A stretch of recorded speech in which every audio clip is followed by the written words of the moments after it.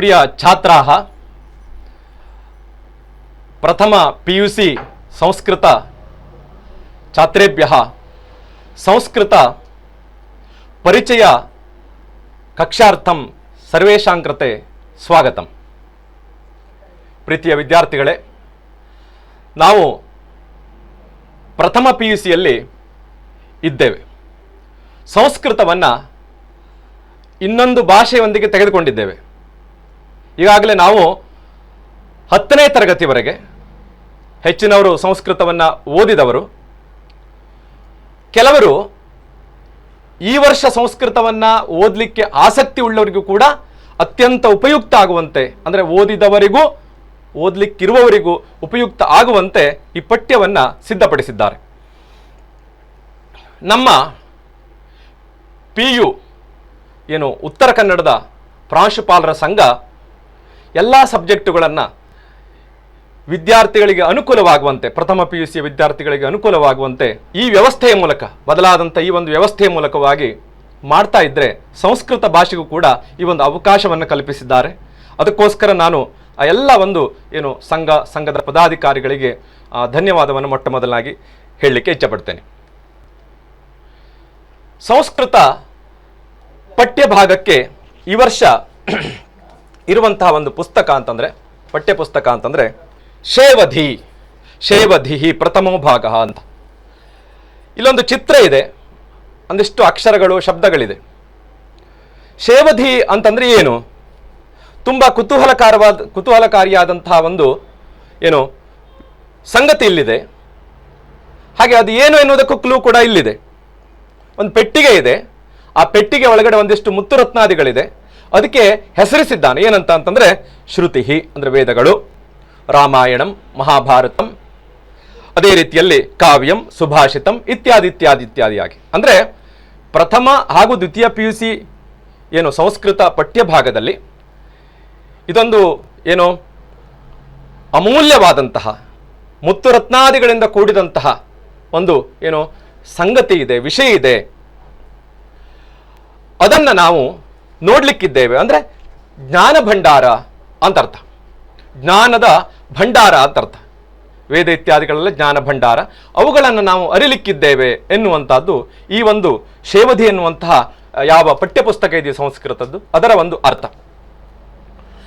ನಾವು ಸಂಸ್ಕೃತವನ್ನು ಯಾಕೆ ಓದಬೇಕು ಎನ್ನುವಂಥದ್ದು ಒಂದು ಪ್ರಶ್ನೆ ಬರುವಂಥದ್ದು.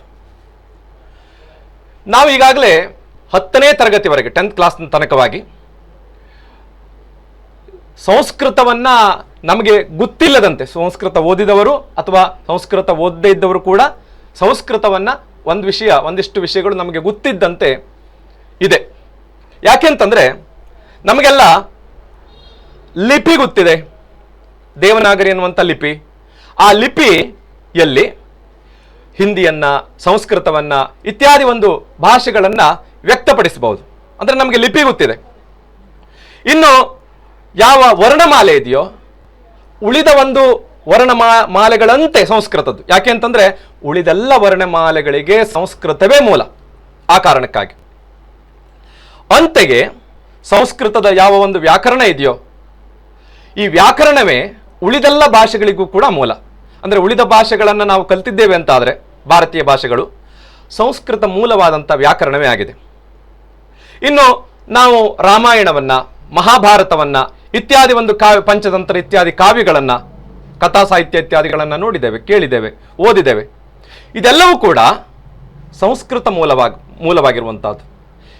ಈ ಒಂದು ವರ್ಷಗಳಲ್ಲಿ, ಅಂದರೆ ಪ್ರಥಮ ಮತ್ತು ದ್ವಿತೀಯ PUC ಈ ಒಂದು ವರ್ಷಗಳಲ್ಲಿ ನಾವು ಆ ಸಂಗತಿಗಳನ್ನು ಇನ್ನಷ್ಟು ಅಧಿಕೃತವಾಗಿ ಹಾಗೆ ಆಳವಾಗಿ ಅಧ್ಯಯನ ಮಾಡಲಿಕ್ಕಿದ್ದೇವೆ. ಆಗ ನಮಗೆ ಹೆಚ್ಚಿನದಾದಂತಹ ಅಥವಾ ಅತಿಶಯವಾದಂತಹ ಒಂದು ಪರಿಚಯವಾಗುತ್ತೆ. ನಮಗೆ ಇನ್ನೂ ಹೆಚ್ಚು ಆ ಒಂದು ಸಂಗತಿ ಮನದಟ್ಟಾಗತ್ತೆ.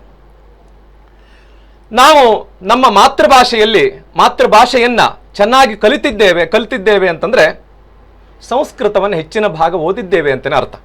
ಯಾಕೆಂತಂದರೆ ನಮ್ಮ ಮಾತೃಭಾಷೆಗಳಲ್ಲಿ ಇರುವಂತಹ ಯಾವ ಒಂದು ಪದಗಳಿದೆಯೋ ಆ ಪದಗಳಿಗೆ ಸಂಸ್ಕೃತ ಪದಗಳೇ ಮೂಲ, ಅಥವಾ ಆ ಹೆಚ್ಚಿನ ಪದಗಳು ಸಂಸ್ಕೃತ ಮೂಲದಿಂದ ಬಂದಂಥವುಗಳು. ನಾನು ಅದನ್ನು ಮುಂದೆ ವಿವರಿಸಲಿಕ್ಕಿದ್ದೇನೆ. ಇನ್ನು ನಾವು ವಿಭಕ್ತಿಯನ್ನು, ಶಬ್ದಗಳನ್ನು, ಕ್ರಿಯಾಪದಗಳನ್ನು, ಕಾರಕಗಳನ್ನು, ಸಂಧಿ ಸಮಾಸಗಳನ್ನು ಇದನ್ನು ನಾವು ಇತರ ಭಾಷೆಗಳಲ್ಲಿ ಕಲ್ತಿರ್ಬೋದು, ಕನ್ನಡದಲ್ಲಿ ಕಲ್ತಿರ್ಬೋದು. ಇದೆಲ್ಲವೂ ಸಾಮಾನ್ಯವಾಗಿ ಸಂಸ್ಕೃತ ಮೂಲವಾದಂಥದ್ದು. ನಮಗವು ಬರುತ್ತೆ ಅಂತಾದರೆ ಸಂಸ್ಕೃತವನ್ನು ನಾವು ಏನು ಓದಲಿಕ್ಕೆ ಅಥವಾ ಸಂಸ್ಕೃತವನ್ನು ಅರಿಲಿಕ್ಕೆ ಹತ್ತಿರದಲ್ಲಿದ್ದೇವೆ ಅಂತಲೇ ಅರ್ಥ. ಈಗಾಗಲೇ 8-9 ಕ್ಲಾಸಲ್ಲಿ ತೆಗೆದುಕೊಂಡಿರ್ಬೋದು. ತೆಗೆದುಕೊಳ್ಳದೆ ಇದ್ದವರಿಗೂ ಕೂಡ ಈ ಸಂಗತಿಗಳು ಗೊತ್ತಿದೆ ಅಂತಾದರೆ ನೀವು ಸಂಸ್ಕೃತವನ್ನು ಏನು ಅಧ್ಯಯನ ಮಾಡಲಿಕ್ಕೆ ಯೋಗ್ಯರು ಅಥವಾ ನಿಮಗೆ ಆ ಸಂಗತಿಗಳು ಅರಿವಿದೆ ಎನ್ನುವುದಾಗಿ ಅರ್ಥ. ಅದೇ ರೀತಿಯಲ್ಲಿ ನಾವು ಸಂಸ್ಕೃತವನ್ನು ಸಾಮಾನ್ಯವಾಗಿ ಭಾಷಾಂತರದ ಒಂದು ಮಾಧ್ಯಮದಲ್ಲಿ ಕಲಿಸ್ತೇವೆ. ಭಾಷೆಯನ್ನು ಕಲಿಯುವಂತಹದ್ದು ಈ ಒಂದು ಯಾವ ಅನುವಾದ ಇದೆಯೋ ಆ ಒಂದು ಅನುವಾದದ ಮಾಧ್ಯಮದ ಮೂಲಕವಾಗಿ ಕೂಡ ನಾವು ಅದನ್ನು ಕಲಿಬಹುದು. ಈ ಸಂಸ್ಕೃತ ಎನ್ನುವಂತಹದ್ದು ಒಂದು ರತ್ನ.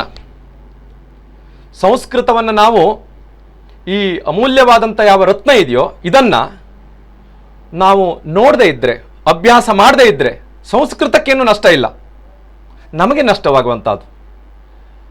ರತ್ನ ಯಾವಾಗಲೂ ಕೂಡ ಇನ್ನೊಬ್ಬರನ್ನು ಅರಸುತ್ತಾ ಹೋಗುವಂಥದ್ದಿಲ್ಲ, ರತ್ನವನ್ನು ಅರಸುತ್ತಾ ಎಲ್ಲರೂ ಬರುವಂಥದ್ದು. ಕಾಳಿದಾಸ ಅದನ್ನೇ ಹೇಳ್ತಾನೆ, ನಮ್ ರತ್ನಂ ಅನ್ವಿಷ್ಯತೆ ಮರ್ಗ್ಯತೆ ಹಿತತ್ ಅಂತ ಹೇಳ್ತಾನೆ. ಇನ್ನು ಯಾಕೆ ನಾವು ಸಂಸ್ಕೃತವನ್ನು ಓದಬೇಕು ಅಂತಂದರೆ ಅಂಕಕ್ಕೋಸ್ಕರವಾಗಿ, ಮಾರ್ಕ್ಸಿಗೋಸ್ಕರವಾಗಿ ಅಂತ ನಾವು ಹೇಳ್ಬೋದು. ಸಾಮಾನ್ಯವಾಗಿ ಸಂಸ್ಕೃತ ತೆಗೆದುಕೊಂಡವರಿಗೆ ಹೆಚ್ಚಿನದಾದಂಥ ಒಂದು ಏನು ಅಂಕಗಳು ಬೀಳುತ್ತೆ, ಸ್ಕೋರನ್ನು ಮಾಡ್ತಾರೆ ಎನ್ನುವಂಥದ್ದು ಪ್ರಸಿದ್ಧಿಯನ್ನು ಹೊಂದಿದೆ. ಸತ್ಯವಾದದ್ದು ಕೂಡ ಹಾಗೆ. ಹೆಚ್ಚಿನದಾಗಿ ಆಂಗ್ಲ ಭಾಷೆಯಲ್ಲೋ ಅಥವಾ ಕನ್ನಡ ಭಾಷೆಯಲ್ಲೋ ಬರೆಯುವಂಥ ವಿಷಯಗಳಿರುತ್ತೆ. ಉಳಿದಂತೆ ಭಾಷಾಂತರ ಪಾಠಗಳು, ಸಂಧಿ ಸಮಾಸಗಳು ಇತ್ಯಾದಿಗೆಲ್ಲ ಒಂದೊಂದು ಶಬ್ದಗಳಲ್ಲಿ ಬರಲಿಕ್ಕಿರುತ್ತೆ. ಹಾಗಾಗಿ ದ್ವಿತೀಯ PUC ಏನಿದೆಯೋ ಕೊನೆಯಲ್ಲಿ ಪಾಲಕ ಪೋಷಕರು ಅಥವಾ ವಿದ್ಯಾರ್ಥಿಗಳನ್ನು ಕೇಳುವುದೇನು ಅಂತಂತಂದರೆ ಎಷ್ಟು ಪರ್ಸೆಂಟೇಜ್ ಆಯಿತು, ಎಷ್ಟು ಮಾರ್ಕ್ಸ್ ಬಿತ್ತು ಅಂತ. ಹಾಗಾಗಿ ನಮಗೆ ಒಂದೊಂದು ಅಂಕವೂ ಕೂಡ ಏನು ಅಂತ ಕೇಳಿದ್ರೆ ಅತ್ಯಂತ ಮೌಲ್ಯಯುತವಾದಂಥದ್ದು. ಹೆಚ್ಚಿನವಾದಂಥ ಒಂದು ಅಂಕಗಳನ್ನು ಗಳಿಸಲಿಕ್ಕೆ ನಾವು ಸಂಸ್ಕೃತವನ್ನು ಓದಬೇಕು. ಗಳಿಸುವಂಥ ಒಂದು ಕಾರಣಕ್ಕಾಗಿ ಸಂಸ್ಕೃತವನ್ನು ಓದಬೇಕು. ಸಂಸ್ಕೃತದ ಒಂದು ಮಹತ್ವ, ಹಿರಿಮೆ ಗರಿಮೆಯ ಕುರಿತು ನಾವು ನೋಡುವುದಿದ್ರೆ, ಭಾರತ ಆಂಗ್ಲರ ಒಂದು ಕಪಿಮುಷ್ಟಿಯಲ್ಲಿತ್ತು.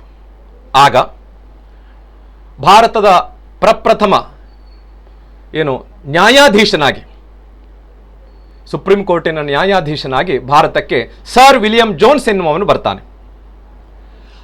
ಆತ ಆಂಗ್ಲ ಭಾಷಾ ವಿದ್ವಾಂಸನಾಗಿದ್ದ, ಭಾಷಾಶಾಸ್ತ್ರಜ್ಞನಾಗಿದ್ದ, 15 ಭಾಷೆಗಳನ್ನು ನಿರರ್ಗಳವಾಗಿ ಮಾತನಾಡಬಲ್ಲವನು, ಅದರಲ್ಲಿ ಅಭಿಪ್ರಾಯವನ್ನು ವ್ಯಕ್ತಪಡಿಸಬಲ್ಲವನು ಆಗಿದ್ದ. ಆತ ಭಾರತಕ್ಕೆ ಬಂದು ನೋಡ್ತಾನೆ, ಸುತ್ತಮುತ್ತಲು ಎಲ್ಲ ನೋಡ್ತಾನೆ, ಇಲ್ಲಿಯ ಒಂದು ಏನು ಅಧ್ಯಯನ ಪದ್ಧತಿ ಯಾವುದು, ಏನು ಅಧ್ಯಯನ ಮಾಡ್ತಾ ಇದ್ದಾನೆ ಈತ ಇಲ್ಲಿಯವರು ಎನ್ನುವುದಾಗಿ ಆತ ಗಮನಿಸಿದಾಗ ಆತ ಸಂಸ್ಕೃತದ ಬಗ್ಗೆ ಆಕರ್ಷಿತನಾಗ್ತಾನೆ. ಇಲ್ಲಿಯ ಮಠಮಾನ್ಯಗಳು ದೇವಾಲಯಗಳಲ್ಲಿ ಅಥವಾ ಇನ್ನಿತರ ಒಂದು ಏನು ಪಾಠಶಾಲೆ ಇತ್ಯಾದಿಗಳೆಲ್ಲ ಸಂಸ್ಕೃತವನ್ನು ಅಭ್ಯಾಸ ಮಾಡ್ತಾ ಇದ್ರು. ನಾನು ಸಂಸ್ಕೃತವನ್ನು ಕಲಿತೇನೆ ಎನ್ನುವುದಾಗಿ 6 ವರ್ಷಗಳ ತನಕವಾಗಿ ಆತ ಸಂಸ್ಕೃತವನ್ನು ಕಲಿತಾನೆ. ತನ್ನ ದೇಶವಾದಂಥ ಇಂಗ್ಲೆಂಡಿಗೆ ಹಿಂತಿರುಗ್ತಾನೆ.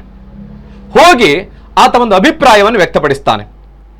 ಸಂಸ್ಕೃತ ಭಾಷೆ ಎನ್ನುವಂಥದ್ದು ಪ್ರಾಚೀನ ಗ್ರೀಕ್ ಭಾಷೆಗಿಂತಲೂ ಪರಿಪೂರ್ಣವಾದದ್ದು, ಲ್ಯಾಟಿನ್ ಭಾಷೆಗಿಂತಲೂ ಕೂಡ ಹೆಚ್ಚು ವ್ಯಾಪಕವಾದದ್ದು. ಇವೆರಡು ಭಾಷೆಗಳಿಗಿಂತ ಹೆಚ್ಚು ಪರಿಷ್ಕೃತವಾದಂಥ ಒಂದು ಭಾಷೆ ಸಂಸ್ಕೃತ ಭಾಷೆ. ಇದರ ಶಬ್ದ ರಚನೆಯ ಸಂರಚನೆ ಏನಿದೆಯೋ ಬೆರಗುಗೊಳಿಸುವಂತಹದ್ದು. ಸಮಗ್ರ ಸಂಸ್ಕೃತ ಸಾಹಿತ್ಯವನ್ನು, ಅದರ ಪರಿಚಯವನ್ನು ಮಾಡಿಕೊಳ್ಳಿಕ್ಕೆ, ಅಧ್ಯಯನವನ್ನು ಮಾಡಲಿಕ್ಕೆ ಒಂದು ಜನ್ಮ ಖಂಡಿತವಾಗಿ ಕೂಡ ಸಾಧ್ಯವಾಗೋಲ್ಲ. ಅಂದರೆ ಅನೇಕ ಜನ್ಮಗಳು ಬೇಕು, ಅಷ್ಟು ವಿಪುಲವಾಗಿದೆ ಎನ್ನುವುದಾಗಿ ಆತ ಅಭಿಪ್ರಾಯವನ್ನು ವ್ಯಕ್ತಪಡಿಸ್ತಾನೆ. ಹೌದು ವಿದ್ಯಾರ್ಥಿಗಳೇ, ಸಂಸ್ಕೃತ ಸಾಹಿತ್ಯ ಎನ್ನುವಂಥದ್ದು ಅಪಾರವಾದಂಥ ಒಂದು ಸಾಗರ. ಅದು ಈ ಒಂದು ಜನ್ಮದಲ್ಲಿ ಅದನ್ನು ನಾವು ಅಧ್ಯಯನ ಮಾಡಲಿಕ್ಕೆ ಖಂಡಿತವಾಗಿಯೂ ಸಾಧ್ಯ ಇಲ್ಲ. ಏನೇನಿದೆ ಪ್ರಮುಖವಾಗಿ ಅಂತ ನೋಡುವುದಿದ್ರೆ, ವೇದಗಳಿದೆ, 4 ವೇದಗಳು.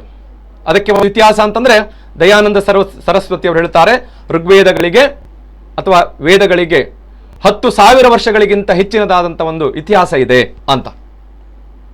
ಅಂತಹ 4 ಅಂದರೆ ವೇದಗಳು, ವೇದಾಂಗಗಳು, ರಾಮಾಯಣ, ಮಹಾಭಾರತ, ಹಾಗೆ ಪಂಚಮಹಾಕಾವ್ಯಗಳು, ಅದೇ ರೀತಿಯಲ್ಲಿ ಕಥಾ ಸಾಹಿತ್ಯಗಳು, ಪಂಚತಂತ್ರ, ಹಿತೋಪದೇಶ ಮುಂತಾದಂಥ ಕಥಾ ಸಾಹಿತ್ಯಗಳು, ಸ್ತೋತ್ರ ಸಾಹಿತ್ಯಗಳು, ಹೀಗೆ ಅನೇಕ ವೈವಿಧ್ಯತೆಗಳಿಂದ ಕೂಡಿದಂತಹ ಒಂದು ಸಾಹಿತ್ಯ ಸಂಸ್ಕೃತ ಸಾಹಿತ್ಯ ಆಗಿರುವಂಥದ್ದು.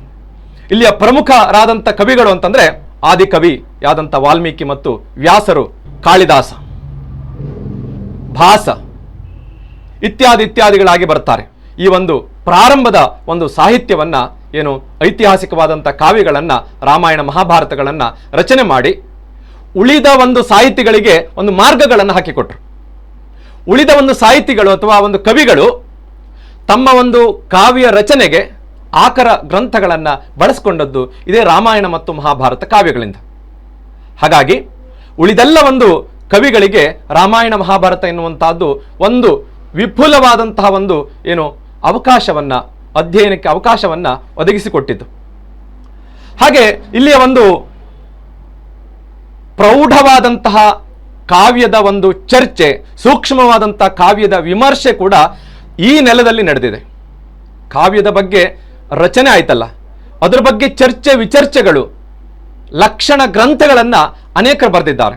ನಿಮಗೆ ಹೇಳಬೇಕು ಅಂತಿದ್ರೆ ಆನಂದವರ್ಧನ, ದಂಡಿ, ಭಾಮಹ, ಕುಂತಕ, ವಿಶ್ವನಾಥ, ಅಭಿನವಗುಪ್ತ, ರಾಜಶೇಖರ ಮುಂತಾದಂತಹ ಯಾವ ಒಂದು ಕಾವ್ಯ ಮೀಮಾಂಸಕರು ಈ ನೆಲದಲ್ಲಿ ಆಗಿ ಹೋಗಿದ್ದಾರೆ. ಸೂಕ್ಷ್ಮವಾಗಿ ಕಾವ್ಯ ಚರ್ಚೆಯನ್ನ ಅವರು ಮಾಡಿದ್ದಾರೆ.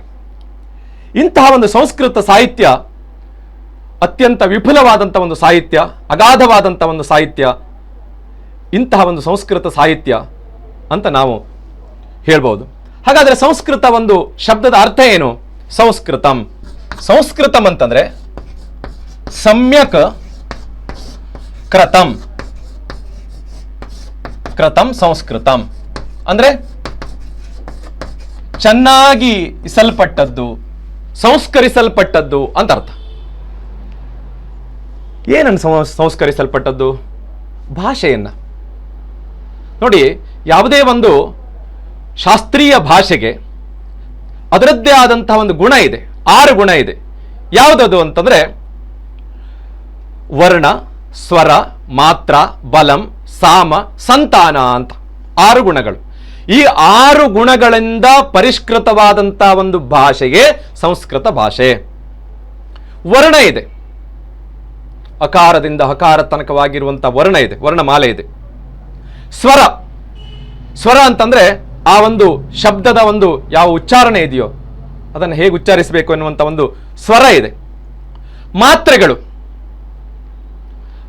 ಏಕಮಾತ್ರಾ ಕಾಲ, ದ್ವಿಮಾತ್ರಾ ಕಾಲ, ಪ್ಲುತ, ತ್ರಿಮಾತ್ರಾ ಕಾಲ ಇತ್ಯಾದಿಯಾಗಿ ಪ್ರತಿಯೊಂದು ವರ್ಣಕ್ಕೂ ಕೂಡ ಏನಿದೆ ಅಂತ ಕೇಳಿದ್ರೆ ಮಾತ್ರೆಗಳಿದೆ. ಹಾಗೆ 4ನೇದಾಗಿರುವಂತಹದ್ದು ಬಲ.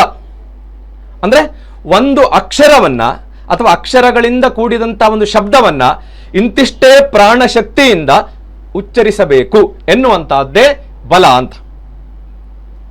ಉದಾಹರಣೆಗೆ ನೋಡಿ, ಒಂದು ಮಾತು ಹೀಗೆ ಬರುತ್ತೆ: ಯಥಾ ವ್ಯಾಘ್ರಿ ಹರೇತ್ ಪುತ್ರಾನ್ ದೌಷ್ಟ್ರಾಭ್ಯಾಂ ನಚ ಪೀಡಯೇತ್ ಭೀತಾ ಪತನ ಭೇದಾಭ್ಯಾಂ ತದ್ವತ್ ವರ್ಣಮುಚ್ಚಾರಯೇತ್ ಅಂತ. ಅಂದ್ರೆ ಹೆಣ್ಣು ಹುಲಿ ಮರಿಯನ್ನು ಹಾಕುತ್ತೆ. ಮರಿಯನ್ನು ಹಾಕಿದಂಥ ಸಂದರ್ಭದಲ್ಲಿ ಆ ಮರಿಯನ್ನ ಒಂದು ಪ್ರದೇಶದಿಂದ ಮತ್ತೊಂದು ಪ್ರದೇಶಕ್ಕೆ ಹೇಗೆ ತೆಗೆದುಕೊಂಡು ಹೋಗುತ್ತೆ? ಬಾಯಲ್ಲಿ ಕಚ್ಚಿಕೊಂಡು ತೆಗೆದುಕೊಂಡು ಹೋಗುತ್ತೆ. ಸರಿಯಾಗಿ ಗ್ರಹಿಸಿ, ಗಟ್ಟಿಯಾಗಿ ತನ್ನ ಮರಿಗಳಿಗೆ ಕಚ್ಚಿದ್ರೆ ಮರಿಗೆ ಅಪಾಯ, ಕಚ್ಚದೆ ಇದ್ರೆ ಮರಿಯನ್ನ ಎತ್ತಲಿಕ್ಕೆ ಬರಲ್ಲ. ಈ ಯಾವ ಬ್ಯಾಲೆನ್ಸ್ ಇದೆಯೋ ಇದನ್ನೇ ಬಲ ಅಂತ ಹೇಳೋದು. ಅಂದ್ರೆ ಅಕ್ಷರಗಳಿಗೆ ಇಂತಿಷ್ಟೇ ಒಂದು ಪ್ರಾಣಶಕ್ತಿಯನ್ನ ಹಾಕಿ ಉಚ್ಚರಿಸಬೇಕು ಅಂತ ಇದೆ, ಅದನ್ನೇ ಬಲ ಅಂತ ಕರೆದಿರೋದು. ಅಂತಹ ಒಂದು ಏನು ಅಕ್ಷರಗಳಿಂದ ಕೂಡಿದಂತಹ ಶಬ್ದಗಳನ್ನ ಹೀಗೆ ಉಚ್ಚಾರ ಮಾಡಬೇಕು ಅಂತ ನಿಯಮ ಇದೆ, ಅದನ್ನೇ ಬಲ ಅಂತ ಕರೆದಿರೋದು. ಹಾಗೆ 5ನೇದಾಗಿರುವಂತಹದ್ದು ಸಾಮ ಅಂತ, ಅಂದ್ರೆ ಗೇಯತೆ ಅಂತ ಅರ್ಥ, ಗಾನ ಅಂತ ಅರ್ಥ. ಸಂತಾನ ಅಂತಂದ್ರೆ 6ನೇದಾಗಿರುವಂತಹದ್ದು ಸಂತಾನ, ಸಂಯುಕ್ತಾಕ್ಷರಗಳನ್ನು ಹೇಗೆ ಉಚ್ಚರಿಸಬೇಕು ಎನ್ನುವುದೊಂದು ನಿಯಮ ಇದೆ. ಈ ರೀತಿಯಾಗಿ ವರ್ಣ, ಸ್ವರ, ಮಾತ್ರ, ಬಲ, ಸಾಮ, ಸಂತಾನ ಎನ್ನುವಂಥ 6 ಗುಣಗಳಿಂದ, ಭಾಷೆಯ 6 ಗುಣಗಳಿಂದ ಸುಸಂಸ್ಕೃತವಾದ್ದರಿಂದ ಸಂಸ್ಕೃತ ಎನ್ನುವಂಥದ್ದು ಸಿದ್ಧವಾಯಿತು. ಸಂಸ್ಕೃತಂ ಎನ್ನುವಂತಹದ್ದು ಗುಣವಾಚಕ ಪದ. ಇದು ಸಂಸ್ಕರಿಸಲ್ಪಟ್ಟದ್ದು. ನೀರನ್ನು ನಾವು ಸಂಸ್ಕರಿಸ್ತೇವೆ, ಅದಿರನ್ನ, ಚಿನ್ನದ ಅದಿರನ್ನ ಸಂಸ್ಕರಿಸ್ತೇವೆ, ಇದೆಲ್ಲ ನಾವು ಕೇಳಿದ್ದೇವೆ. ಹಾಗೆ ಭಾಷೆಯೂ ಕೂಡ ಸಂಸ್ಕರಿಸಲ್ಪಟ್ಟಿರುವಂತಹದ್ದು. ಇಂತಹ 6 ಗುಣಗಳಿಂದ ಈ ಮೂಲಕವಾಗಿ ಹೊರಹೊಮ್ಮಿದಂತಹ ಸಂದರ್ಭದಲ್ಲಿ ಸಂಸ್ಕೃತವಾಯಿತು. ಸಂಸ್ಕೃತ ಭಾಷೆ ನಮ್ಮ ಭಾರತೀಯ ಭಾಷೆಗಳ ಒಂದು ಜನನಿ. ನಮ್ಮ ಭಾರತದಲ್ಲಿ ಯಾವೆಲ್ಲ ಭಾಷೆಗಳಿದೆಯೋ ಈ ಎಲ್ಲ ಭಾಷೆಗಳಲ್ಲಿ ಸಂಸ್ಕೃತ ಪದಗಳು ಗುಪ್ತಗಾಮಿನಿಯಾಗಿದೆ. ಅಷ್ಟೇ ಅಲ್ಲ, ಜಗತ್ತಿನ ಬೇರೆ ಬೇರೆ ಭಾಷೆಯ ಒಂದು ಭಾಷೆಗಳಲ್ಲೂ ಕೂಡ ಸಂಸ್ಕೃತ ಪದಗಳಿದೆ. ಆಂಗ್ಲ ಭಾಷೆಯನ್ನೇ ತೆಗೆದುಕೊಳ್ಳೋಣ. ಉದಾಹರಣೆಗೆ ಆಂಗ್ಲ ಭಾಷೆ, ನಮ್ಮ ಯಾವ ಪಿತೃ, ತಂದೆಯನ್ನ ಹೇಳಲಿಕ್ಕೆ ಪಿತೃ ಅಂತ ಕರೀತಾರೆ. ಪಿತೃ ಎನ್ನುವಂಥ ಶಬ್ದದಿಂದ ಫಾದರ್ ಅಂತಾಗಿದೆ. ಮಾತೃ ಅಂತ ಶಬ್ದದಿಂದ ತಾಯಿ, ಶಬ್ದದಿಂದ ಮದರ್ ಅಂತಾಗಿದೆ. ಭ್ರಾತೃ ಶಬ್ದದಿಂದ ಬ್ರದರ್ ಅಂತಾಗಿದೆ. ಹೀಗೆ ಅನೇಕ ಉದಾಹರಣೆಗಳನ್ನು ಕೊಡಬಹುದು. ಅಂದ್ರೆ ಆಂಗ್ಲ ಭಾಷೆಗೆ ಕೆಲ ಶಬ್ದಗಳಿಗೆ ಮೂಲ ಸಂಸ್ಕೃತ ಅಂತಂದ್ರೆ ನೀವು ಆಶ್ಚರ್ಯವನ್ನ ಪಡ್ತೀರಿ. ವಿದ್ಯಾರ್ಥಿಗಳೇ, ನಮ್ಮ ಕನ್ನಡ ಭಾಷೆಯಲ್ಲೂ ಕೂಡ ಸಂಸ್ಕೃತ ಪದಗಳು 66% ಹೆಚ್ಚಿನ ಪದಗಳು ಸಂಸ್ಕೃತ ಪದಗಳೇ ಆಗಿದೆ, ಪದಗಳಿದೆ. ನಾವು ದೈನಂದಿನದಲ್ಲಿ ದಿನನಿತ್ಯ ಬಳಸುವಂಥ ಅನೇಕ ಯಾವ ಪದಗಳಿದೆಯೋ ಈ ಎಲ್ಲ ಪದಗಳು ಸಾಮಾನ್ಯವಾಗಿ ಸಂಸ್ಕೃತ ಪದಗಳು. ನಮಗೆ ಗೊತ್ತಿಲ್ಲ ಅದು ಸಂಸ್ಕೃತ ಪದ ಅಂತ. ಉದಾಹರಣೆಗೆ ಹೇಳಬೇಕು ಅಂತಿದ್ರೆ ಸ್ನಾನ, ವಸ್ತ್ರ, ಅನ್ನ, ಆಹಾರ, ಶಾಲೆ, ವಿದ್ಯೆ, ವಿದ್ಯಾರ್ಥಿ, ಪುಸ್ತಕ, ಪ್ರಶ್ನೆ, ಉತ್ತರ, ಪೂರ್ವ, ಪಶ್ಚಿಮ, ದಕ್ಷಿಣ, ಉತ್ತರ, ಹೀಗೆ ಅನೇಕ ಪದಗಳು ಏನಿದೆಯೋ ನಮ್ಮ ಆಡು ಭಾಷೆಯಲ್ಲಿ ಇವೆಲ್ಲ ಪದಗಳು ಸಂಸ್ಕೃತ ಮೂಲದಿಂದ ಬಂದಂಥ ಪದಗಳು, ನೇರವಾಗಿದೆ. ಇನ್ನು ನಮ್ಮ ಈ ಒಂದು ಕರಾವಳಿಯ ಭಾಗದಲ್ಲಿ ಅಥವಾ ಬೇರೆ ಬೇರೆ ಭಾಗಗಳಲ್ಲಿ ಇರುವಂತಹ ಯಾವ ಒಂದು ಕೊಂಕಣಿ ಭಾಷೆ ಇದೆಯೋ, ಕೊಂಕಣಿ ಭಾಷೆಯಲ್ಲಂತೂ ಕೂಡ ಸಾಮಾನ್ಯ 90% ಪದಗಳು ಸಂಸ್ಕೃತ ಪದಗಳು ನೇರವಾಗಿದೆ, ಕ್ರಿಯಾಪದ ಸಹಿತವಾಗಿ. ಸಾಮಾನ್ಯವಾಗಿ ಕಾರ ಅಂತ ಹೇಳ್ತಾರೆ, ಕುರು ಎನ್ನುವುದರ ಒಂದು ರೂಪ ಅದು ಕಾರ ಅಂತಂದ್ರೆ ಹೇಳ್ತಾರೆ ಕೊಂಕಣಿಯಲ್ಲಿ. ಹೀಗೆ ಅನೇಕ ಪದಗಳಿದೆ. ಇನ್ನು ನಮ್ಮ ಕನ್ನಡ ಭಾಷೆಯಲ್ಲಿ ಅಥವಾ ಭಾರತೀಯ ಭಾಷೆಗಳಲ್ಲಿ ಇರುವಂಥ ಯಾವ ಶಬ್ದಕೋಶ ಇದೆಯೋ, ವ್ಯಾಕರಣ ಇದೆಯೋ, ಈ ಶಬ್ದಕೋಶಕ್ಕೂ ವ್ಯಾಕರಣಕ್ಕೂ, ಡಿಕ್ಷನರಿಗೂ ಮತ್ತು ಗ್ರಾಮರಿಗೂ ಮೂಲ ಸಂಸ್ಕೃತನೇ. ಅದನ್ನು ಬಿಟ್ಟು ಇಲ್ವೇ ಇಲ್ಲ. ಒಂದು ಶಬ್ದದ ಮೂಲ ಬೇಕು ಅಂತ ಆಯ್ತು ಅಂತ ಆದ್ರೆ ಅದನ್ನ ಹೀಗೆ ಶಬ್ದಕೋಶ ಮತ್ತು ವ್ಯಾಕರಣಗಳಿಗೆ ಮೂಲವಾದಂತಹದ್ದು ಸಂಸ್ಕೃತ ಭಾಷೆ. ಅವನ್ನ ಬಿಟ್ಟು, ಸಂಸ್ಕೃತವನ್ನ ಬಿಟ್ಟು ಶಬ್ದಕೋಶ ಮತ್ತು ವ್ಯಾಕರಣಗಳು ಯಾವ ಭಾಷೆಯಲ್ಲೂ ಕೂಡ ಏನು ಸ್ವತಂತ್ರವಾಗಿಲ್ಲ. ನಮ್ಮ ಸಂಸ್ಕೃತ ಮೂಲ ಬೇಕೇ ಬೇಕು ಅವಕ್ಕೆ. ಹಾಗೆ ಸಂಸ್ಕೃತ ಅಧ್ಯಯನ ಲುಪ್ತವಾಗಿರುವುದರಿಂದ ಅಥವಾ ಅಂತಹ ಒಂದು ಅವಕಾಶ ಹೆಚ್ಚಿನವರಿಗೆ ಇಲ್ಲದೇ ಇರುವುದರಿಂದ ಅನೇಕ ಕಡೆಗಳಲ್ಲಿ ಜಾಹೀರಾತು ಫಲಕಗಳಲ್ಲಿ, ಹಾಗೆ ಕಡತಗಳಲ್ಲಿ, ಕಚೇರಿಯ ಕಡತಗಳಲ್ಲಿ, ಅದೇ ರೀತಿಯಲ್ಲಿ ಪತ್ರಿಕೆಗಳಲ್ಲಿ ತನ್ನ ಒಂದು ಏನು ಕುರೂಪವನ್ನು ತೋರಿಸ್ತಾ ಇದೆ. ನಾನು ನಿಮಗೆ ಕೆಲವು ಉದಾಹರಣೆಗಳನ್ನ ಹೇಳಬೇಕು ಅಂತಿದ್ರೆ ನೋಡಿ, ಕೆಲವೊಂದು ಪತ್ರಿಕೆನೋ ಅಥವಾ ಜಾಹೀರಾತು ಫಲಕಗಳಲ್ಲಿ ಹೀಗೆ ನಾವು ಕಾಣ್ತೇವೆ. ದೈನಂದಿನ ದಿನದಲ್ಲಿ ಅದನ್ನು ಕಾಣಲಿಕ್ಕೆ ಸಾಧ್ಯ ಇದೆ. ಆದರೆ ಅದರ ಸರಿಯಾದಂಥ ರೂಪ ಏನು, ಹೇಗೆ ಎನ್ನುವುದನ್ನು ನಾವು ಸಂಸ್ಕೃತ ಮೂಲದಿಂದಲೇ ಹುಡುಕಬೇಕು. ಒಂದೆರಡು ಉದಾಹರಣೆಗಳನ್ನು ನಿಮ್ಗೆ ಹೇಳುವುದಿದ್ರೆ, ಉದಾಹರಣೆಗೆ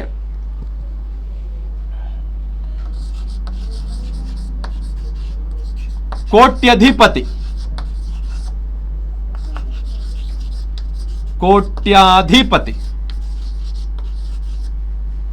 ಯಾವುದು ಸರಿ? ಕೋಟ್ಯಾಧಿಪತಿ ಎನ್ನುವಂತಹದ್ದು ಸರಿ. ಹೇಗೆ ಅಂತಂದ್ರೆ ಕೋಟಿ ಅಧಿಕ್ ಅಧಿಪತಿ ಎಂಡ್ ಸಂಧಿ ಆಗಿದೆ. ಕೋಟ್ಯಾಧಿಪತಿ ಅಂತ ಬಳಸ್ತಾರೆ, ಇದು ತಪ್ಪಾದಂತ ಒಂದು ಪ್ರಯೋಗ. ಹಾಗೆ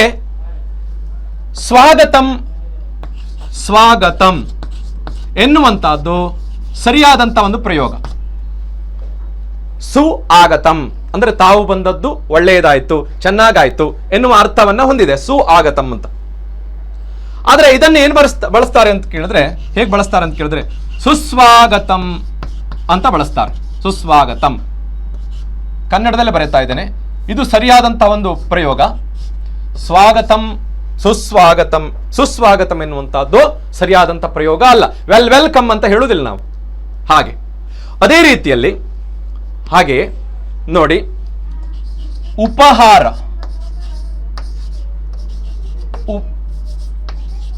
ಉಪಾಹಾರ. ಯಾವುದು ಸರಿ? ಉಪಾಹಾರ ಎನ್ನುವಂಥದ್ದು ಸರಿಯಾದಂಥ ಪ್ರಯೋಗ, ಉಪಹಾರ ಎನ್ನುವಂಥದ್ದು ತಪ್ಪಾದಂಥ ಪ್ರಯೋಗ. ಅಂದ್ರೆ ಮುಖ್ಯ ಆಹಾರ ಹೊರತಾದಂಥ ಆಹಾರ ಪದಾರ್ಥಗಳು ಅಂತರ್ಥ ಉಪಾಹಾರ ಅಂತರ್ಥ. ಉಪಹಾರ ಎನ್ನುವಂತಹದ್ದು ಶಬ್ದ ಇಲ್ಲ, ಅದು ತಪ್ಪಾದಂಥ ಒಂದು ಪ್ರಯೋಗ. ಅದನ್ನು ನಾವು ಕೆಲವು ಕಡೆ ಕಾಣ್ತೇವೆ, ಉಪಹಾರ ಮಂದಿರ ಅಂತ, ಉಪಾಹಾರ ಮಂದಿರ ಅಂತ ಹೇಳಬೇಕು. ಅದೇ ರೀತಿಯಲ್ಲಿ ಶಾಖಾಹಾರ, ಶಾಖಾಹಾರ ಇದು ತಪ್ಪಾದಂಥ ಪ್ರಯೋಗ, ಇದು ಸರಿಯಾದಂಥ ಪ್ರಯೋಗ. ಶಾಖ ಎನ್ನುವ ಶಬ್ದಕ್ಕೆ ಅರ್ಥ, ಶಾಖ ಅಂತಂದ್ರೆ ತರಕಾರಿ ಅಂತ ಅರ್ಥ. ತರಕಾರಿ ಪದಾರ್ಥಗಳಿಂದ ಸಿದ್ಧಪಡಿಸಿದಂತಹ ಒಂದು ಆಹಾರ ಪದಾರ್ಥಗಳನ್ನ ಇಲ್ಲಿ ಏನೋ ಹೋಟೆಲ್ಗಳಲ್ಲಿ ನೀಡಲಾಗುತ್ತೆ ಎನ್ನುವ ಅರ್ಥದಲ್ಲಿ ಆ ಒಂದು ಶಬ್ದವನ್ನು ಬಳಸಿರ್ತಾರೆ. ಆದರೆ ಹಾಕುವಂತಹದ್ದು ಶಾಖಾಹಾರ ಅಂತ. ಶಾಖ ಎನ್ನುವ ಶಬ್ದಕ್ಕೆ ಅರ್ಥ ಬಿಸಿ ಅಂತ ಅರ್ಥ, ಹಾಗೆ ಟೊಂಗೆ ಅಂತ ಅರ್ಥ, ಎರಡು ಅರ್ಥ ಇದೆ. ಅಂದ್ರೆ ಟೊಂಗೆಯ ಆಹಾರವೇ ಎನ್ನುವ ಆ ಒಂದು ಅರ್ಥದಲ್ಲಿ ಬರುತ್ತೆ. ಇದು ತಪ್ಪಾದಂಥ ಪ್ರಯೋಗ. ಹಾಗೆ ಕೆಲವು ಕಡೆ ನಾವು ಮಾಧ್ಯಮದಲ್ಲೂ ಕೂಡ ಅಥವಾ ಏನು ಪತ್ರಿಕೆಗಳಲ್ಲೂ ಕೂಡ ಕಾಣ್ತೇವೆ. ಏನು ಅಂತ ಕೇಳಿದ್ರೆ ಶ್ಮಶಾನ, ಸ್ಮಶಾನ ಯಾವುದು ಸರಿ? ಶವಾಹ ಶೇರತೆ ಅತ್ರ, ಅಂದ್ರೆ ಮೃತ ಹೊಂದಿದಂತಹ ವ್ಯಕ್ತಿಯ ಶವವನ್ನ ಇಲ್ಲಿ ಸಂಸ್ಕಾರ ಮಾಡಲಾಗುತ್ತೆ ಎನ್ನುವ ಅರ್ಥದಲ್ಲಿ ಏನಾಗುತ್ತೆ ಅಂತ ಕೇಳಿದ್ರೆ ಸ್ಮಶಾನ ಎನ್ನುವಂತಹದ್ದು ಸರಿಯಾದಂತ ಪ್ರಯೋಗ. ನಾವು ಅದನ್ನು ಹೇಗೆ ತಪ್ಪಾಗಿ ಬಳಸ್ತೇವೆ ಅಂತ ಕೇಳಿದ್ರೆ ಸ್ಮಶಾನ ಅಂತ ಬಳಸ್ತೇವೆ. ಸ್ಮಶಾನ ತಪ್ಪಾದಂತ ಪ್ರಯೋಗ, ಸ್ಮಶಾನ ಸರಿಯಾದಂತ ಪ್ರಯೋಗ. ಹೀಗೆ ಅದೆಷ್ಟೋ ಶಬ್ದಗಳಿದೆ. ಕೆಲವು ಮಹಾಪ್ರಾಣಗಳನ್ನು ಮಾಡ್ತಾರೆ, ಅಲ್ಪ ಪ್ರಾಣ ಬದಲಾಗಿ ಮಹಾಪ್ರಾಣವನ್ನು ಮಾಡ್ತಾರೆ. ಅಂದ್ರೆ ಹೆಚ್ಚಿನದಾದಂಥ ಒಂದು ಏನೋ ಶಕ್ತಿ. ಉದಾಹರಣೆ ಹೇಳಬೇಕು ಅಂತಂದ್ರೆ ಗರ್ಜನೆ ಸರಿಯಾದಂಥ ಪ್ರಯೋಗ, ಗರ್ಜನೆ ತಪ್ಪಾದಂಥ ಪ್ರಯೋಗ. ಹೀಗೆ ಇದೆಲ್ಲ ಸಂಗತಿಗಳು ನಮಗೆ ಎಲ್ಲಿ ಸಿಗುತ್ತೆ, ಎಲ್ಲಿ ಗೊತ್ತಾಗತ್ತೆ ಅಂತ ಕೇಳಿದ್ರೆ ಸಂಸ್ಕೃತದಲ್ಲಿ ಗೊತ್ತಾಗತ್ತೆ, ಸಂಸ್ಕೃತವನ್ನು ಓದ್ದಾಗ ಗೊತ್ತಾಗತ್ತೆ. ಈ ಕಾರಣಗಳಿಂದ ಏನು ಇದರ ಒಂದು ಅಧ್ಯಯನ ಲುಪ್ತವಾಗಿರುವುದರಿಂದ ಜಾಹೀರಾತುಗಳಲ್ಲಿ, ಮಾಧ್ಯಮಗಳಲ್ಲಿ, ಕಚೇರಿಯ ಕಡತಗಳಲ್ಲಿ ಈ ಒಂದು ರೀತಿಯಲ್ಲಿ ಅಪಶಬ್ದಗಳು, ಭಾಷೆ ಕುರೂಪ ವಿರೂಪವಾಗಿ ತನ್ನ ಸೌಂದರ್ಯ ಸೌಷ್ಠವಗಳನ್ನು ಕಳ್ಕೊಂಡು ವಿಜೃಂಭಿಸುವುದನ್ನು ನಾವು ಕಾಣ್ತೇವೆ. ಅದೇ ರೀತಿಯಲ್ಲಿ ಸಂಸ್ಕೃತ ಭಾಷೆ ಎನ್ನುವಂತಹದ್ದು ಅಮೃತವಾದಂಥ ಒಂದು ಭಾಷೆ. ಒಂದು ಕಾಲಕ್ಕೆ ಏನು ಅಧ್ಯಯನ ಲುಪ್ತವಾಗಿರುವುದನ್ನು, ಅಂದ್ರೆ ಹೇಗೆ ನಮ್ಮ ಒಂದು ಭಾರತ ದೇಶದ ಮೇಲೆ ಆಕ್ರಮಣಗಳಾಯಿತು. ಆ ಒಂದು ಸಂದರ್ಭದಲ್ಲಿ 500-600 ವರ್ಷಗಳು ಈ ಒಂದು ಭಾಷೆಯ ಮೇಲೆ ಆಘಾತವನ್ನ ಉಂಟು ಮಾಡಿದ ಕಾರಣಕ್ಕಾಗಿ ಕೆಲವು ಕಡೆ ಏನಾಯ್ತು ಅಂತ ಕೇಳಿದ್ರೆ ಜನಭಾಷೆಯಾಗಿರುವಂತಹ ಅದನ್ನ ಏನೋ ಅಲ್ಲಲ್ಲಿ ಅಧ್ಯಯನವನ್ನು ಮಾಡ್ತಾ ಇರುವುದನ್ನು ನಾವು ಕಾಣ್ತೇವೆ. ಅಂದ್ರೆ ಅದರ ಯಾವ ರೀತಿಯಲ್ಲಿ ಅದಕ್ಕೆ ಬೆಲೆ ಬರಬೇಕಾಗಿತ್ತೋ, ಯಾವ ರೀತಿಯಲ್ಲಿ ಓದಬೇಕಾಗಿತ್ತೋ, ಯಾವ ಒಂದು ಅಧ್ಯಯನ ಪರಂಪರೆ ಇತ್ತೋ, ಮುಂದುವರಿಬೇಕಾಗಿತ್ತೋ, ಅದು ಈ ಭಾಷೆಗೆ ನಂತರದಲ್ಲಿ ಸಿಗಲಿಲ್ಲ. ಹಾಗಾಗಿ ಇದನ್ನೇನು ಮಾಡ್ತಾರೆ, ಕೆಲವರು ಏನು ಹೇಳ್ತಾರೆ ಅಂತ ಕೇಳಿದ್ರೆ ಮೃತ ಭಾಷೆ ಅಂತ ಹೇಳ್ತಾರೆ. ಖಂಡಿತವಾಗಿ ತಪ್ಪು. ಅಮೃತವಾದಂಥ ಒಂದು ಭಾಷೆ ಇದು. ಯಾಕೆ ಅಂತಂದ್ರೆ ಈ ಒಂದು ಕಾಲಕ್ಕೆ 96 ಲಕ್ಷ ಜನರು ಸರಳ ಸಂಸ್ಕೃತವನ್ನ ಮಾತನಾಡುವಂಥ ಜನರಿದ್ದಾರೆ ಎನ್ನುವುದನ್ನು ನೀವು ನಂಬಲೇಬೇಕು ವಿದ್ಯಾರ್ಥಿಗಳೇ. ಹಾಗೆ ಸಂಸ್ಕೃತದಲ್ಲಿ ಏನು ಪತ್ರಿಕೆಗಳಿದೆ, ಸಂಭಾಷಣ ಸಂದೇಶ ಅಂತ ಮಾಸಪತ್ರಿಕೆ ಇದೆ. 2 ಲಕ್ಷ ಏನು ಓದುಗರು, ಜಗತ್ತಿನಾದ್ಯಂತ ಓದುಗರು ಅದಕ್ಕಿದ್ದಾರೆ. ಹಾಗೆ ಸುಧರ್ಮ ಎನ್ನುವಂಥ ದಿನಪತ್ರಿಕೆ ಕೂಡ ಸಂಸ್ಕೃತದಲ್ಲಿದೆ.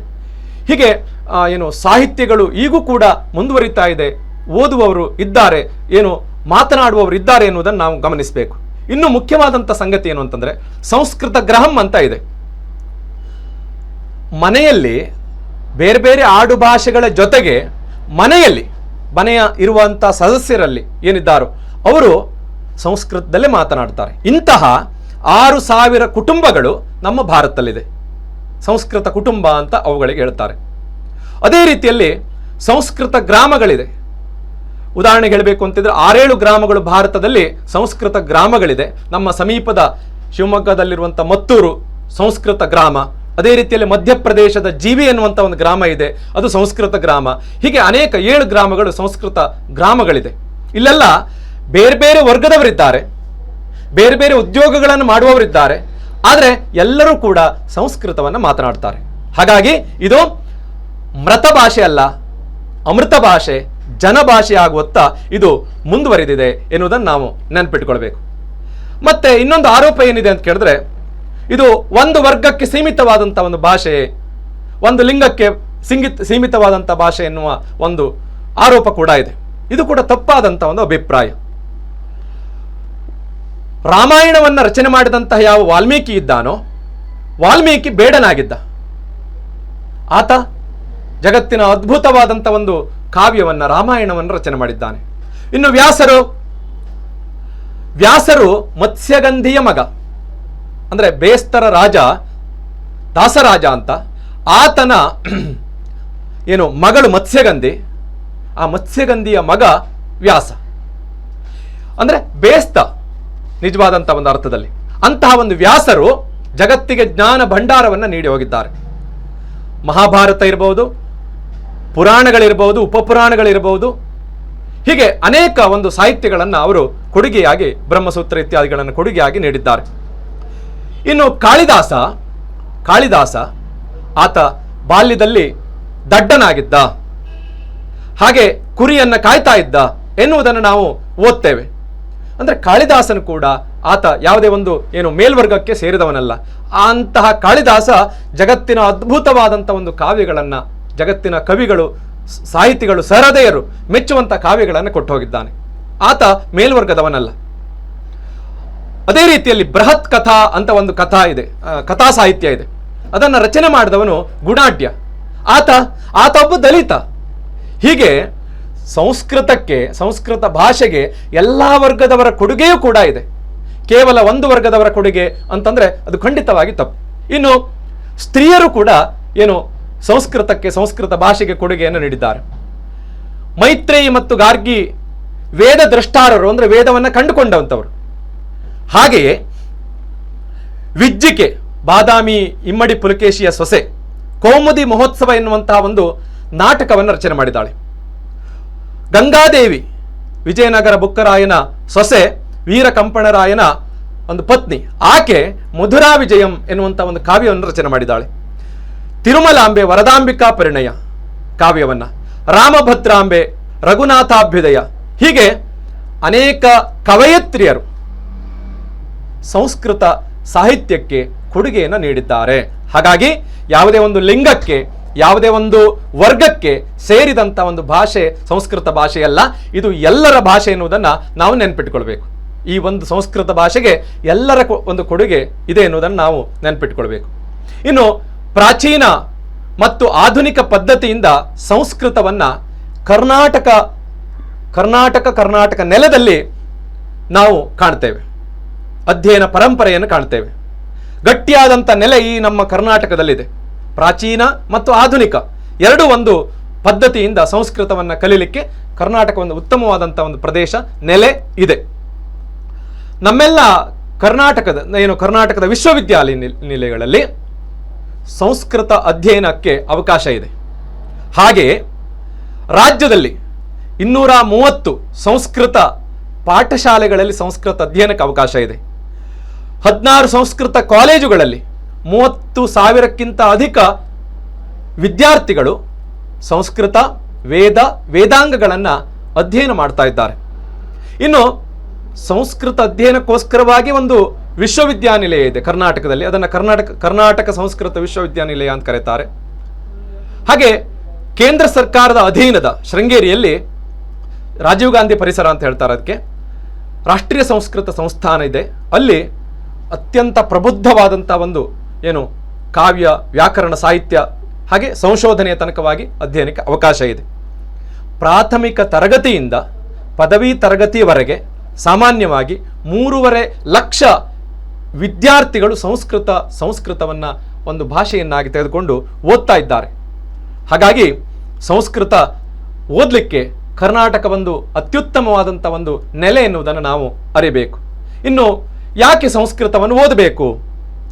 8, 9, 10ನೇ ತರಗತಿಯಲ್ಲಿ ನಾವು ಓದಿದ್ದೇವೆ, ಕೆಲ ವ್ಯಾಕರಣಗಳನ್ನು ಅರ್ತಿದ್ದೇವೆ, ಕಾವ್ಯಗಳನ್ನು ತಿಳ್ಕೊಂಡಿದ್ದೇವೆ. ಅದರ ಮೇಲೂ ಇಲ್ಲಿ ಯಾಕೆ ಓದಬೇಕು ಎನ್ನುವಂಥ ಒಂದು ಪ್ರಶ್ನೆ ಇದೆ. ಯಾಕೆ ಓದಬೇಕು ಅಂತಂದರೆ ಅದರ ಮುಂದಿನ ಭಾಗ, ಸ್ವಲ್ಪ ಪ್ರೌಢ ಭಾಗ ಈ ಒಂದು 2 ವರ್ಷಗಳಲ್ಲಿದೆ. ಸಾಮಾನ್ಯವಾಗಿ ಜ್ಞಾಪಕ ಶಕ್ತಿ ಚುರುಕಾಗಿರುವಂತಹ ಒಂದು ಕಾಲ ಇದು. ಸಂಸ್ಕೃತ ಭಾಷೆಯ ಕೆಲ ಗದ್ಯಗಳನ್ನು, ಪದ್ಯಗಳನ್ನು, ಹಾಗೆ ಸುಭಾಷಿತಗಳನ್ನು ಯಾವುದೇ ಭಾಷೆಯಲ್ಲಿ ಓದಿ, ಕನ್ನಡದಲ್ಲಿ ಅಥವಾ ಆಂಗ್ಲ ಭಾಷೆಯಲ್ಲಿ ಓದಿದ್ರೆ ಅವೆಲ್ಲವೂ ಕೂಡ ಏನು ನಮ್ಮ ಮಾತೃಭಾಷೆಯ ಅಥವಾ ಅಲ್ಲಿಯ ಶಬ್ದಗಳು ಹೆಚ್ಚಿನವು ಸಂಸ್ಕೃತದ್ದೇ ಆಗಿದೆ ಎನ್ನುವುದು ನಮಗೆ ಏನಾಗುತ್ತೆ ಅಂತ ಕೇಳಿದ್ರೆ ಆ ಒಂದು ಭಾವನೆ ಬರುತ್ತೆ. ಸಂಸ್ಕೃತದಲ್ಲಿರುವಂತಹ ಸುಲಭವಾದಂಥ ನಾಮಪದಗಳು, ಕ್ರಿಯಾಪದಗಳು, ವಿಭಕ್ತಿಗಳು, ಹಾಗೆ ಕಾರಕ, ಸಂಧಿ, ಸಮಾಸ ಇತ್ಯಾದಿಗಳು, ಇದನ್ನು ಯಾವ ಭಾಷೆಯಲ್ಲಿ ಓದಿದ್ರೂ ಕೂಡ ನಮ್ಮ ಮಾತೃಭಾಷೆ ಅಥವಾ ನಮ್ಮ ಭಾಷೆ ಇನ್ನೂ ಹೆಚ್ಚಿನದಾಗಿ ಸೌಂದರ್ಯಯುತವಾಗುತ್ತೆ ಎನ್ನುವುದನ್ನು ನಾವು ನೆನಪಿಟ್ಟುಕೊಳ್ಬೇಕು. ಹಾಗೆ ನಮ್ಮ ಭಾರತೀಯ ಪ್ರಾಚೀನರು ಯಾವ ಒಂದು ವಿಜ್ಞಾನ ಕ್ಷೇತ್ರದಲ್ಲಿ ಸಾಧಿಸಿದಂಥ ಯಾವ ಪ್ರಗತಿಗಳನ್ನು ಅರಿಲಿಕ್ಕೆ ನಾವು ಸಂಸ್ಕೃತ ಮೂಲಕ್ಕೆ ಹೋಗಬೇಕು. ಯಾವ ಆಯುರ್ವೇದ ಇದೆಯೋ, ಯೋಗ ಇದೆಯೋ, ಹಾಗೆ ಖಗೋಳ ವಿಜ್ಞಾನ, ಇದೇ ರೀತಿಯಲ್ಲಿ ಅರ್ಥಶಾಸ್ತ್ರ, ರಾಜ್ಯಶಾಸ್ತ್ರ, ಶಿಲ್ಪಶಾಸ್ತ್ರ, ಸಂಗೀತ ಶಾಸ್ತ್ರ, ಹೀಗೆ ಯಾವ ಯಾವ ಒಂದು ಪ್ರಾಚೀನ ಅಧ್ಯಯನಗಳೇನಿದೆಯೋ ನಮ್ಮ ಭಾರತೀಯರ ಕೊಡುಗೆ ಅದು, ಅದನ್ನು ನಾವು ಅರಿಬೇಕು ಅಂತ ಆದರೆ ಸಂಸ್ಕೃತಕ್ಕೆ ಮೊರೆ ಹೋಗಬೇಕು. ಹಾಗಾಗಿ ಅವೆಲ್ಲ ಗ್ರಂಥಗಳು, ಆ ಎಲ್ಲ ಗ್ರಂಥಗಳು ಸಂಸ್ಕೃತದಲ್ಲಿದೆ ಎನ್ನುವುದನ್ನು ನಾವು ತಿಳ್ಕೊಳ್ಬೇಕು. ಇನ್ನೂ ಒಂದು ಯಾವ ಕಾರಣಗಳಿಂದ ಓದಬೇಕು ಅಂತಂದರೆ, ಸಂಸ್ಕೃತಿ ಸಂಸ್ಕೃತಾಶ್ರಿತ. ನಮ್ಮ ಯಾವ ಭಾರತೀಯ ಸಂಸ್ಕೃತಿ ಇದೆಯೋ ಸಂಸ್ಕೃತ ಭಾಷೆಯನ್ನು ಆಶ್ರಯಿಸಿದೆ. ನಾವು ಮಾಡುವಂಥ ಹಬ್ಬ ಹರಿದಿನಗಳು ಅಥವಾ ಧಾರ್ಮಿಕ ಆಚರಣೆಗಳು ಇವೆಲ್ಲವೂ ಕೂಡ ಅದರ ಮೂಲ ಸಂಸ್ಕೃತದಲ್ಲಿದೆ. ಸಂಸ್ಕೃತವನ್ನು ಓದಿದ್ರೆ ನಮ್ಮ ಸಂಸ್ಕೃತಿಯನ್ನು ಮೈಗೂಡಿಸಿಕೊಂಡಂತೆ. ಈ ಕಾರಣಗಳಿಂದ ನಾವು ಸಂಸ್ಕೃತವನ್ನು ಓದಬೇಕು. ಮತ್ತು ಈ ಒಂದು ಸಂಸ್ಕೃತ ಎನ್ನುವಂಥದ್ದು ನಮ್ಮ ಭಾರತೀಯರ ಅಮೂಲ್ಯವಾದಂಥ ಕೊಡುಗೆ. ಇದನ್ನು ನಾವು ರಕ್ಷಣೆ ಮಾಡದೇ ಇದ್ದರೆ ಮತ್ತಾರು ರಕ್ಷಣೆ ಮಾಡ್ತಾರೆ? ರಕ್ಷಣೆ ಮಾಡೋದು ಹೇಗೆ ಅಂತ ಕೇಳಿದ್ರೆ ನಮ್ಮ ಅಧ್ಯಯನದ ಮೂಲಕವಾಗಿ ರಕ್ಷಣೆ ಮಾಡಬೇಕು. ಭಾಷೆಯನ್ನು ಅಧ್ಯಯನದ ಮೂಲಕವಾಗಿ ರಕ್ಷಣೆ ಮಾಡಬೇಕು. ಮತ್ಯಾವ ಒಂದು ಮಾಧ್ಯಮವೂ ಕೂಡ ಇಲ್ಲ. ವಿಶ್ವಮರ್ಯಾದಿತವಾದಂಥ ಈ ಒಂದು ಭಾಷೆ, ಇಲ್ಲಿಯ ಸಂಸ್ಕೃತ ಭಾಷೆಯಿಂದ ಸೃಷ್ಟಿಯಾದಂಥ ಯಾವ ಒಂದು ಅಮೂಲ್ಯವಾದಂಥ ಒಂದು ಜ್ಞಾನ ಇದೆಯೋ ಅದು ನಮ್ಮ ದೇಶದ ಅಥವಾ ಈ ನೆಲದ ಅಮೂಲ್ಯವಾದಂಥ ಆಸ್ತಿ. ಹಾಗಾಗಿ ಇದನ್ನು ಉಳಿಸಿ ಬೆಳೆಸುವಂತಹದ್ದು ನಮ್ಮೆಲ್ಲ ವಿದ್ಯಾವಂತರ, ಪ್ರಜ್ಞಾವಂತರ ಕರ್ತವ್ಯವಾಗಿದೆ. ಆ ಕಾರಣಗಳಿಂದ ನಾವು ಸಂಸ್ಕೃತವನ್ನು ಓದಬೇಕು. ಪ್ರಿಯ ವಿದ್ಯಾರ್ಥಿಗಳೇ, ನಾವು ಹಿಂದಿನ ಒಂದು ತರಗತಿಗಳಲ್ಲಿ ಸಂಸ್ಕೃತವನ್ನು ಓದಿದ್ದೇವೆ. ಮತ್ತೆ ಈ ವರ್ಷ ಬಂದವರು ಫಸ್ಟ್ ಇಯರ್ದಲ್ಲಿ 2 ಭಾಷೆಗಳನ್ನು ತೆಗೆದುಕೊಂಡ್ರಾಯ್ತು ಅಷ್ಟೇ. ಯಾವುದು ಕೂಡ ತೆಗೆದುಕೊಳ್ಬೋದು. ಇಲ್ಲೂ ಕೂಡ ನಾವು ಹೊಸದಾಗಿ ಸಂಸ್ಕೃತ ತೆಗೆದುಕೊಳ್ಳುವವರಿಗೂ ಕೂಡ ಅನುಕೂಲ ಆಗುವಂಥ ರೀತಿಯಲ್ಲಿ ಈ ಒಂದು ಟೆಕ್ಸ್ಟ್ ಬುಕ್ಕನ್ನು ರೆಡಿ ಮಾಡಿದ್ದಾರೆ. ಹಾಗಾಗಿ ಈ ವರ್ಷ ನಾನು ತೆಗೆದುಕೊಳ್ಬಹುದೇ? ಖಂಡಿತವಾಗಿ ತೆಗೆದುಕೊಳ್ಬಹುದು. ಹಿಂದೆ ಓದಿದ್ದೇನೆ, ಫಸ್ಟ್ ಲ್ಯಾಂಗ್ವೇಜ್ ಓದಿದ್ದೇನೆ, ಥರ್ಡ್ ಲ್ಯಾಂಗ್ವೇಜ್ ಓದಿದ್ದೇನೆ, ನಿಮಗೆ ಮತ್ತೂ ಸುಲಭ. ಹೆಚ್ಚಿನದಾದಂಥ ಅಂಕಗಳನ್ನು ಗಳಿಸಲಿಕ್ಕೆ ಅತ್ಯಂತ ಈ ಒಂದು ಮಾರ್ಗ ಏನು ಭಾಷೆಯನ್ನು ಆಯ್ಕೆ ಮಾಡಿಕೊಂಡಿರುವಂಥ ಮಾರ್ಗ ಬೆಸ್ಟ್ ಆದಂಥ ಒಂದು ಮಾರ್ಗ. ಹಾಗಾಗಿ ನೀವು ಈ ಎಲ್ಲ ಕಾರಣಗಳಿಂದ ಸಂಸ್ಕೃತವನ್ನು ಆಯ್ಕೆ ಮಾಡಿಕೊಂಡಿರುವಂಥದ್ದಕ್ಕೆ ನಿಮಗೆ ಮೊದಲಾಗಿ ನಾನು ಅಭಿನಂದಿಸ್ತೇನೆ. ತರಗತಿಗಳು ಮುಂದಿನ ಒಂದು ದಿನಗಳಲ್ಲಿ ಒಂದೊಂದಾಗಿ ಮುಂದಿನ ವಿಷಯಗಳು ಪ್ರಾರಂಭವಾಗುತ್ತೆ. ಎಲ್ಲವನ್ನು ಕೂಡ ಗಮನ ಇಟ್ಟು ಕೇಳಿ, ಮನನ ಮಾಡಿ, ಹಾಗೆ ಅದನ್ನು ಏನು ಮುಂದಿನ ಒಂದು ಪರೀಕ್ಷೆಗಳಲ್ಲಿ ಅದನ್ನು ಉಪಯೋಗಿಸಿಕೊಳ್ಳಿಕ್ಕಾಗತ್ತೆ. ಹಾಗಾಗಿ ಈ ಎಲ್ಲವನ್ನು ಸಂಗತಿಗಳನ್ನು ಹೇಳ್ತಾ ಹೆಚ್ಚಿನದಾದಂತಹ ಒಂದು ಏನು ಅಂಕಕ್ಕೋಸ್ಕರವಾಗಿ ಹಾಗೆ ಎಲ್ಲ ರೀತಿಯಾದಂತಹ ಒಂದು ವಿಷಯಗಳನ್ನು ಅರ್ಥಕೊಳ್ಳೋದಕ್ಕೋಸ್ಕರವಾಗಿ ನಾವು ಸಂಸ್ಕೃತವನ್ನು ಓದಬೇಕು. ನಮ್ಮ ಕರ್ನಾಟಕದಲ್ಲಿ 1250 ಸರ್ಕಾರಿ ಕಾಲೇಜುಗಳಿದೆ. ಅವುಗಳಲ್ಲಿ ಕೇವಲ 45 ಕಾಲೇಜುಗಳಲ್ಲಿ ಮಾತ್ರ ಸಂಸ್ಕೃತ ಅಧ್ಯಯನಕ್ಕೆ ಅವಕಾಶ ಇದೆ. ಇನ್ನು ಏಡೆಡ್ ಮತ್ತು ಅನ್ಏಡೆಡ್ ಕಾಲೇಜುಗಳಲ್ಲೂ ಕೂಡ ಸಂಸ್ಕೃತಕ್ಕೆ ಅವಕಾಶ ಇದೆ. ನಮ್ಮ ಈ ಉತ್ತರ ಕನ್ನಡದಲ್ಲಿ ಬೆರಳೆಣಿಕೆಯ ಒಂದು ಏನು ಗೌರ್ಮೆಂಟ್ ಕಾಲೇಜುಗಳಲ್ಲಿ ಹಾಗೆ ಬೆರಳೆಣಿಕೆಯ ಒಂದು ಏಡೆಡ್ ಅನ್ಏಡೆಡ್ ಕಾಲೇಜುಗಳಲ್ಲಿ ಸಂಸ್ಕೃತಕ್ಕೆ ಅವಕಾಶ ಇದೆ. ನಿಮ್ಮ ಸಮೀಪದಲ್ಲಿದ್ದರೆ ಅಥವಾ ನೀವು ಹೋಗಿರುವಂಥ ಕಾಲೇಜ್ ಅಡ್ಮಿಷನ್ ಮಾಡಿರುವಂಥ ಕಾಲೇಜುಗಳಲ್ಲಿ ಇದ್ದರೆ ನೀವು ಅದನ್ನು ಅವಶ್ಯವಾಗಿ ಆಯ್ಕೆ ಮಾಡಿಕೊಂಡು ಸಂಸ್ಕೃತವನ್ನು ಓದಬೇಕು. ಹೆಚ್ಚಿನ ಅಂಕಗಳು ನಿಮಗೆ ಏನು ಅಧ್ಯಯನದಿಂದ ಸಿಗುತ್ತೆ. ಯಾರು ಕೂಡ ಫೇಲ್ ಆಗುವಂಥದ್ದೇ ಇಲ್ಲ. ಸಂಸ್ಕೃತದಲ್ಲಿ ಫೇಲ್ ಆಗಲಿಕ್ಕೆ ಕಷ್ಟಪಡಬೇಕು, ಅತ್ಯಂತ ಕಷ್ಟಪಡಬೇಕು. ಪಾಸ್ ಆಗಲಿಕ್ಕಲ್ಲ, ಫೇಲ್ ಆಗಲಿಕ್ಕೆ ಕಷ್ಟಪಡಬೇಕು. ಯಾಕೆ ಅಂತಂದರೆ ಹೇಗೆ ಕಷ್ಟಪಡುವುದು ಅಂತಂದರೆ ನಾವು ನೋಟ್ಸ್ ಕೊಟ್ಟದ್ದು ಅಥವಾ ಏನು ಟೆಕ್ಸ್ಟ್ ಬುಕ್ ಆತ ತೆಗೆದುಕೊಳ್ಳದೆ ಓದದೆ ಮಾಡದೆ ಇದ್ರೆ ಮಾತ್ರ ಆತ ಫೇಲ್ ಆಗ್ತೇನೆ ಹೊರತು ಮತ್ತೆ ಸ್ವಲ್ಪ ಓದ್ರೂ ಕೂಡ ಅಥವಾ ಆತ ಪಾಸ್ ಆಗಲಿಕ್ಕೆ ಯಾವ ರೀತಿಯಲ್ಲೂ ಕೂಡ ತೊಂದರೆ ಇಲ್ಲ. ಹಾಗಾಗಿ ಈ ಎಲ್ಲ ಕಾರಣಗಳಿಂದ ನೀವು ಸಂಸ್ಕೃತವನ್ನು ಓದಬೇಕು ಅಂತ ನಾನು ಹೇಳ್ತಾ ನಿಮಗೆ ಮೊದಲಾಗಿ ಅಭಿನಂದಿಸುತ್ತಾ ನನ್ನ ಈ ಒಂದು ಪರಿಚಯಾತ್ಮಕವಾದಂಥ ಒಂದು ಏನು ಈ ಒಂದು ಅವಧಿಯನ್ನು ಮುಗಿಸ್ತಾ ಇದ್ದೇನೆ. ನನ್ನ ಹೆಸರು ಗಣೇಶ್ ಭಟ್, ಹನುಮಂತ ಬೆಣ್ಣೆ, ಸರ್ಕಾರಿ ಪದವಿ ಪೂರ್ವ ಕಾಲೇಜು, ನೆಲ್ಲಿಕೇರಿ, ಕುಮಟಾ. ಇಲ್ಲಿ ಸಂಸ್ಕೃತ ಉಪನ್ಯಾಸಕನಾಗಿ ನಾನು ಕೆಲಸ ಮಾಡ್ತಾ ಇದ್ದೇನೆ. ಧನ್ಯವಾದಗಳು.